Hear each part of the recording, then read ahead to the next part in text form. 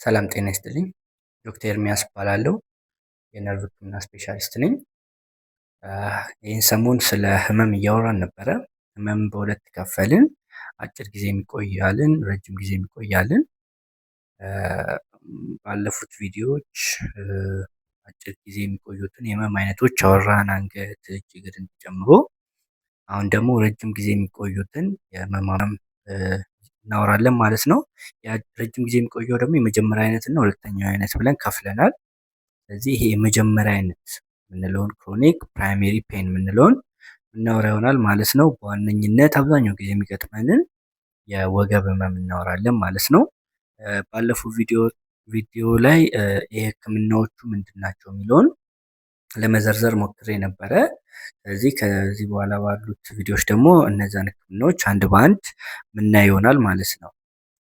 የመጀመሪያው የሚሆነው ሁሌም ቢሆን ይሄ ሁለተኛ አይነት ሰከንደሪ የምንለውን በተለይ ረዘም ያለ ጊዜ ከቆየ ይሄ ሁለተኛ ሰከንደሪ የምንለው የከፋ ችግር አለመኖሩን ቼክ ማድረግ ነው። የመጀመሪያው ስቴፕ እሱ ነው። ስለዚህ ከፋ ነገር አለመኖሩን ቼክ ካደረግን በኋላ ይሄ ክሮኒክ ፕራይሜሪ ሎወር ባክ ፔን እንላለን ማለት ነው። የቆየ የመጀመሪያ አይነት የጀርባ ህመም። የመጀመሪያው ህክምና የሚሆነው ማስተማር ነው።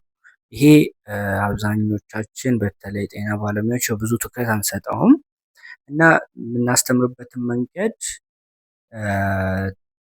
ያው ልክ አይደለም።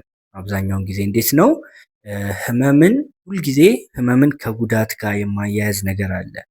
የታካሚውም እንደዛ አስቦ ነው የሚመጣው። ህመም ሲያመው የሰውነቴ ላይ በቃ የሆነ ጉዳት አለ እንደዚህ አስቦ ነው ጭንቅላት ውስጥ የሚመጣው እና እኛም ጤና ባለሙያዎችም አንዳንዴ እሱን ነገር ደግሞ ሞር ያው ምርመራ ላይ የምናየውን ነገር ስለምንነግራቸው ታካሚ እሱን ይዞ ነው የሚሄደው ማለት ነው። አሁን የህመም ሳይንሱ ትንሽ ወሰብሰብ ያለ ነው። ብዙ ነገሮችም ይታወቃሉ። አሁን በዚህ ሰዓት ልክ እንደ የሆነ ጉዳት አለ፣ ያ ጉዳት ህመም ያመጣል ብቻ አይደለም። ወገብ ላይ የሆነ ችግር ካለ ስለዚህ በሱ ምክንያት ነው ህመም የሚመጣው ሚል ብቻ አይደለም ሳይንስ። አሁን የህመም ሳይንስ ትንሽ ወሰብሰብ ያለ ሆኗል። ስለዚህ አሁን ቀለል ባለ መልኩ ለማውራት እሞክራለሁ ማለት ነው። ስለዚህ የመጀመሪያው ምንድነው ገና ስንጀምር መናገር ያለብን ነገር ማወቅ ያለብን ነገር ወይም ህመም ጥቅም አለው። ስለዚህ ህመም አብዛኛው ሰው ለምሳሌ ህመም ባይሰማው ያው የእድሜውም ያጥራል ማለት ነው። ምክንያቱም ብዙ ጊዜ ምሳሌ የምሰጠው ለምሳሌ የትርፍ አንጀት መቁሰል ቢኖር ህመሙ ባይኖር ሰው ሐኪም ቤት አይሄድም፣ ይቆስላል። እዛ መገልፈጥሩ ታካሚው እርዳታ ሳያገኝ ይሞታል ማለት ነው። ስለዚህ ህመም ቶሎ ብለን አእምሯችን ህመምን የሚፈጥረው ቶሎ ሐኪም ቤት እርዳታ እንድናገኝ ነው። ስለዚህ ህመም በዚህ መልኩ ጥቅም አለው እና ግን ይህ ህመም አጭር ጊዜ የሚቆየው ህመም አብዛኛው ሰው ላይ ቶሎ ይጠፋል። ጥቅሙን ከሰጠን በኋላ ሐኪም ቤት እንድንሄድ እንድንታይ እንደዚህ ካደረገን በኋላ ይቆማል። ግን አንዳንድ ሰው ላይ ይህ ህመም ረጅም ጊዜ ሊቀጥል ይችላል።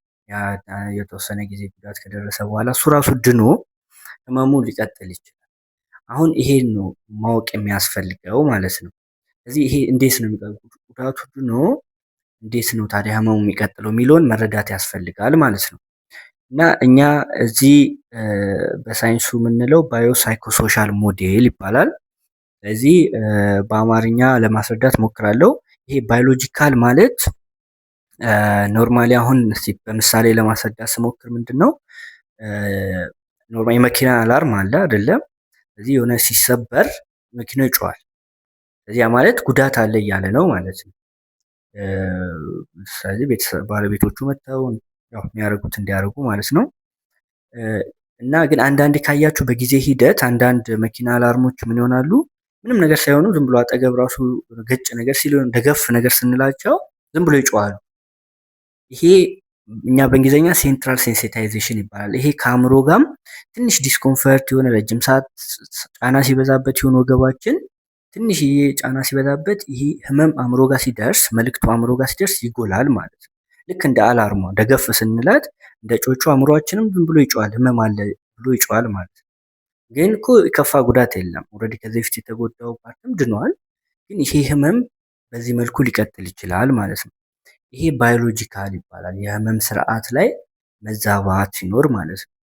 ሁለተኛው ደግሞ ሳይኮሎጂካል ፋክተሮች አሉ። ይሄ ሳይኮሎጂ የምንለው ማለት ነው የምናስበው ነገር፣ የሚሰማን ስሜት፣ እነዚህ ነገሮችም ህመምን ያጎሉታል። በተጨማሪ ደግሞ የሚነገረንም ነገር ጤና ሐኪም ቤት ሄደን ጉዳት እንዳለ ነው ብዙ ጊዜ የሚነገር። ኤምአርአይ ላይ ዲስክ አለሽ፣ ነርቭሽ ላይ ጫና አለ፣ የዲስክ መተላለፊያ ቱቦ ጠቧል። እነዚህ ሁላ ምልክቶች ለአእምሮ አደጋ ነው የሚነግሩት ማለት ነው፣ ጉዳት እንዳለ ነው የሚነግሩት። ስለዚህ ይሄ ደግሞ ሞር ህመም ይጨምራል እኛ ላይ፣ ተጨማሪ ህመም ማለት ነው። ሶሻል ሚዲያ ላይ የምንሰማው ነገሮች አሉ። አሁን ካንሰር ይባላል፣ ኩላሊት ይባላል። ይሄ ሁላ አንድ ላይ ተደማምረው ትክክለኛ ህመም ይሰጡናል ማለት ነው። በኋላ አንዳንድ ምሳሌዎች ይሰጣሉ ከአንድ ትንሽ ደቂቃ በኋላ ማለት ነው። ስለዚህ ይሄ ሳይኮሎጂካል ፋክተር እንላለን። ሌላ ደግሞ ይሄ ሶሻል የምንለው ደግሞ አለ።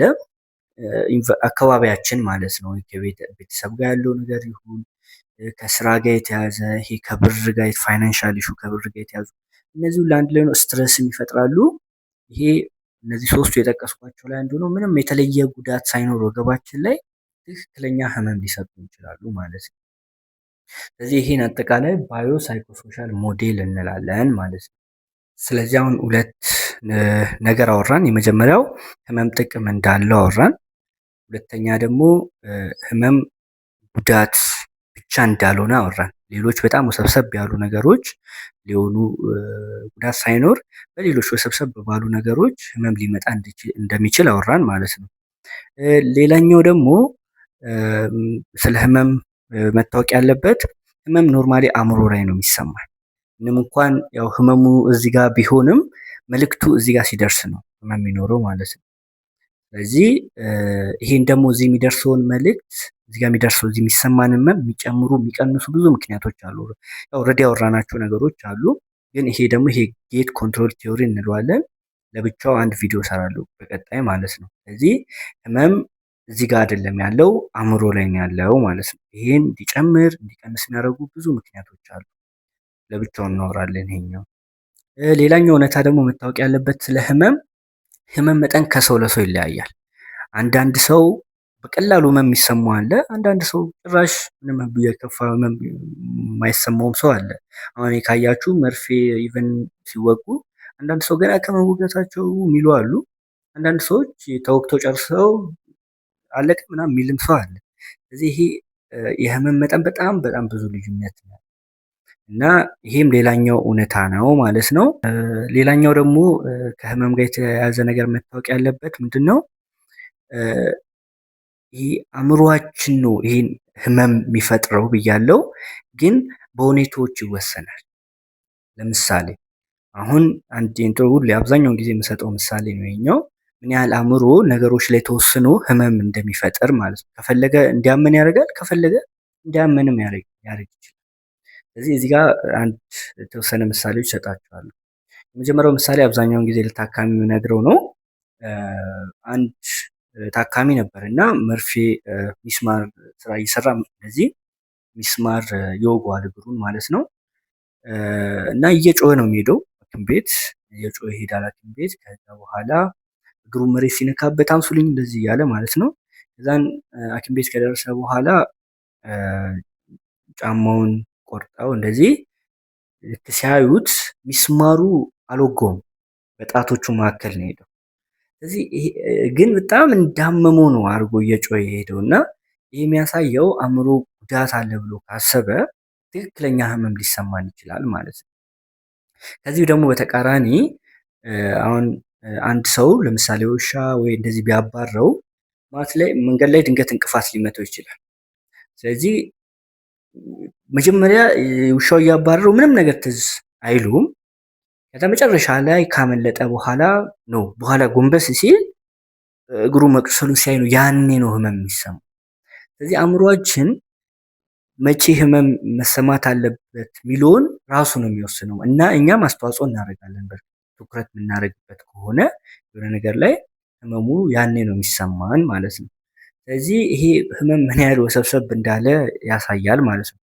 አንድ ተጨማሪ ደግሞ ይሄ የምንጠብቀው ነገር ለምሳሌ ይሄ ጥሩ ምሳሌ የሚሆነው ይሄ ፕላሴቦ የምንለው ይሄ የሆነ መድኃኒት ሲሰጠን ይሄ መድኃኒት እንደሚሰራ ካመንን ያ መድኃኒት ይሰራል ብለን ካመንን ህመም ሙሉ ለሙሉ ሊጠፋ ይችላል። ይሄ በሳይንስ የተረጋገጠ ነው እና ፕላሴቦ ኢፌክት ይባላል።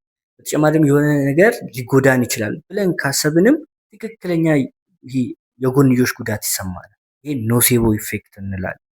ስለዚህ የአእምሮአችን ምን ያህል ህመምን ሊፈጥርና ሊያጠፋ እንደሚችል ምን ያህል ጠንካራ እንደሆነ ከዚህ መገንዘብ እንችል። ይሄ ሁላ የተለየ ጉዳት ሳይኖር ነው እንግዲህ ሰው እንደዚህ የተለያየ ህመም የሚሰማው ማለት ነው። ስለዚህ ይሄ የህመም ሳይንስ ምን ያህል ውስብስብ እንደሆነ የሚያሳየን ነገር ነው።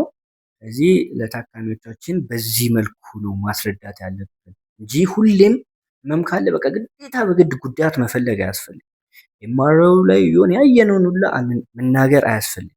በቃ አብዛኛው ኖርማል አሁን ዲስክ ዲጀነሬቲቭ ስፖንዲሎሲስ ስለዚህ በጣም አብዛኛው ሰው ላይ አለ። ስለዚህ ይሄን ስንነግራቸው እንደዚህ አይነት ጉዳት አለ ስንለው ጭራሽ ለአእምሮ አደጋ እየነገርነው ነው፣ ሞር ህመም ነው የሚሰማው። ስለዚህ እዚህ ላይ ጥንቃቄ በደንብ ማድረግ ያስፈልጋል ለታካሚ መልእክት ስንነግር ማለት ነው። ስለዚህ ከዚህ ውስጥ አንዱን ርዕስ ቀጣይ ቪዲዮ ላይ ምሰራ ይሆናል ማለት ነው። አመሰግናለሁ።